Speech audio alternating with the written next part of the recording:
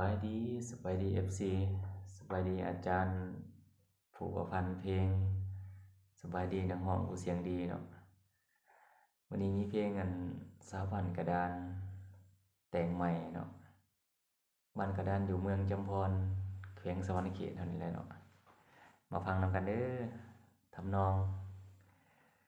ได้พบนงคาน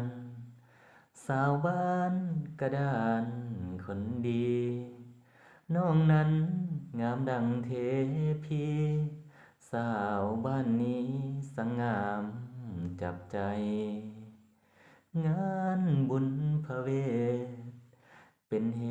ตุให้พบสามวัยสาวบ้านกระดานยิ้มให้จนหัวใจอ้ายสั่นผวาพรแห่บังไฟนุ่งสิ้นไหมเก้าผมเบียงแพลำคอนสวรรค์มวลแท้ขบวนแห่จนสุดสายตาสาวเมืองจำพรอ่อนซ้อนเจ้าเดกันดามาเห็นสมคำลือสางามเทนาสาวบ้านกระดานน้องพาเที่ยวงานมากผ้าหวานน้ำตาลยังอายกินแล้วสดชื่นหัวใจน้องพาไปหอดเถือนถึงสารผ้าฟ้อนลำวงเจ้าคอยส่งสายตาประสานอยากเป็นเคยบ้านกระดาน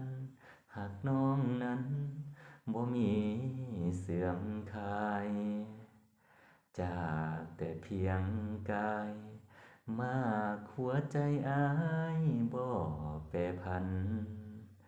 ยังคอยวันที่พบกันสาวกระดานอย่าลืมอ้ายเด้องานบุญปีใหม่อ้ายจะไปให้ได้พบเจออย่าตัวให้อ้ายคอยเกอหากเจ้าหลายเด้อสาวบ้านกระดานประมาณนี้เด้อแนวของทำนองเนาะฝากพิจารณาขอบใจหลายๆเสียงกับบดีเนาะ